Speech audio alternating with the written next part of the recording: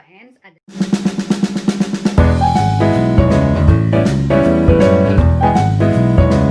sekelompok atau diri pribadi yang mengidolakan artis atau public figure ya. Misalkan public figure itu banyak ya, bukan cuma artis saja, tapi mungkin ada pembawa berita, ada pengacara, atau apapun itu yang berhubungan, yang sering muncul di TV, atau ya sesuatu yang diidolakan oleh fans tersebut. Oke, paham ya? Good. Sekarang saya mau tanya sama kalian, kalau ada fans nih yang terlalu mengidolakan, apa reaksi Anda? Terganggu, senang, atau bagaimana? Nah, kita bahas di sini. Fans yang sangat mengidolakan artisnya adalah fans fanatik, yang kita sebut dalam bahasa psikologi adalah celebrity worship syndrome. Nah, gitu ya. Jadi seseorang yang mengidolakan, sangat mengidolakan gitu ya, sampai akhirnya dia kadang-kadang di luar dari akal sehat gitu, yang dia sampai ke ranah pribadi dan sebagainya.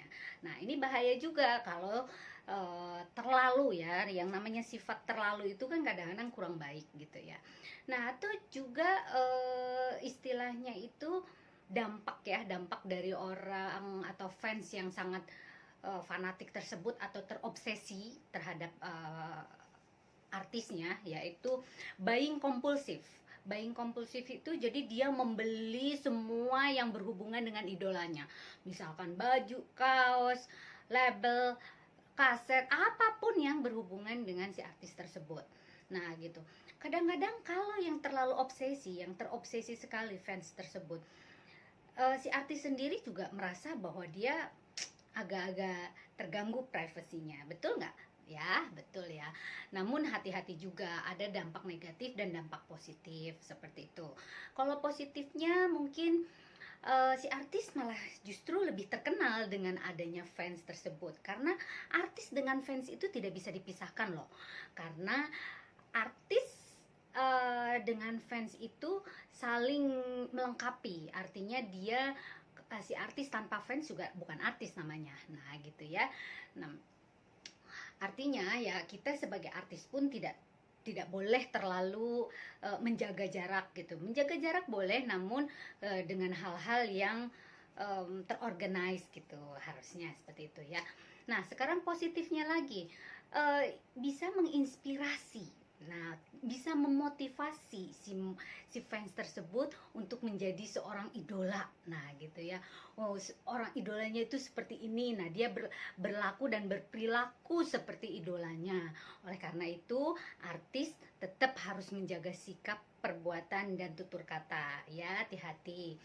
Nah, lalu kalau saya saran, boleh juga artis yang terlalu mengidolakan itu harus ada yang mengkoordinir artis supaya terjaga kestabilannya, supaya tidak berperilaku yang aneh-aneh, juga bisa dikategorikan sebagai itu yang tadi, seperti apa ya, celebrity worship syndrome itu. Nah, oleh karena itu buatlah image yang positif si artis gitu ya, agar dijadikan idola oleh si fans tersebut. Juga tidak mengecewakan fans. Nah, kadang-kadang si artis juga suka merasa bahwa sudah banyak fan, akhirnya dia merasa jadi besar kepala gitu ya, yang akhirnya si fan itu jadi kecewa, dan akhirnya si fan itu berbalik 180 derajat menghujat artis tersebut. Nah, jadi memang gampang-gampang susah kita memaintain yang namanya fans itu. Oleh karena itu ya, jadilah figur yang baik, jadilah idola yang baik untuk fans tersebut gitu ya. Karena ya fans itu kan kita nggak pernah tahu karakter kepribadiannya seperti apa gitu loh. Nah, jadi kalau sampai nggak semua kan namanya fans itu normal, punya kepribadiannya normal gitu. Ternyata ya memang fan tersebut ada juga yang gangguan kepribadian, malah justru ada yang schizofren dan sebagainya. Nah, itu hati-hati. Karena ya namanya orang mengidolakan segala sesuatu, dia di luar dari akal sehat gitu, kadang-kadang yang terlalu fanatik ya. Lalu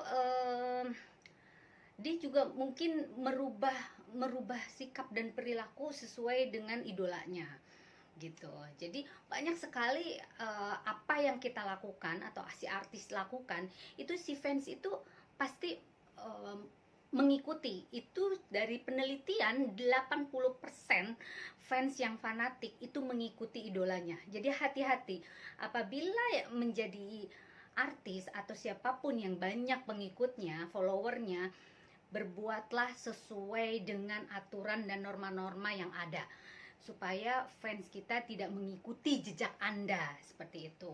Jadi hati-hati ya. Ada juga penemuan-penemuan yang saya temukan ya.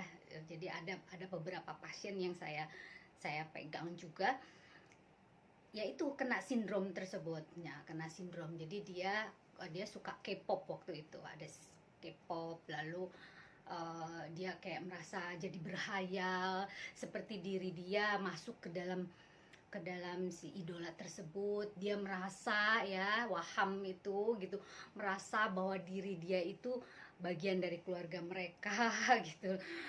Juga ada juga yang merasa bahwa dia itu dibesarkan dan diakui oleh si fans si artis tersebut gitu ya. Nah, ini yang seperti ini yang agak kita ini kan ya, kita waspadai sebagai artis atau fans. Jadi fans juga jangan terlalu merasa bahwa mengidolakan jadi wah segala sesuatu mengikuti idolanya. Jadi tolong kontrol diri. Nah inilah ya, jadi kesiapan mental untuk masuk atau terjun ke dunia sosial yang begitu luas, akhirnya dia mengidolakan seseorang, jangan sampai dia juga terpuruk karena ulahnya dia gitu ya. Kalau menurut saya nih, boleh juga si artis itu mengadakan pertemuan gitu ya, agar dahaga-dahaga yang diinginkan oleh si fans itu terpenuhi pada saat dia tatap muka gitu. Ya nggak perlu sering, tapi ada lah gitu ya. Oleh karena itu saya sarankan juga harus ada yang memaintain gitu, ada yang mengkoordinir fans tersebut gitu. Atau fans kayak nih sekarang nih ada siapa namanya, Lesti Lover, atau siapa namanya, Bilar dan sebagainya, terus siapa lagi gitu. Wah banyak sekali lah yang sekarang ini ABG itu mengidolakan seseorang gitu ya. Zaman sekarang itu bukan cuman ABG loh yang mengidolakan si artis atau public figure. Ternyata orang-orang di atas 30 tahun pun juga mempunyai perilaku yang sama. Nah, jadi tergantung kepada mindsetnya dia, bagaimana dia bisa mengkontrol dirinya untuk menjadi seorang fans yang baik. Dan untuk artis pula juga seperti itu, jangan merasa bahwa dia sudah menjadi artis papan atas, akhirnya dia lupa akan fansnya. Padahal artis tidak ada fan itu bukan artis namanya. Gitu ya. Ya, ini sedikit ulasan dari saya, semoga bermanfaat.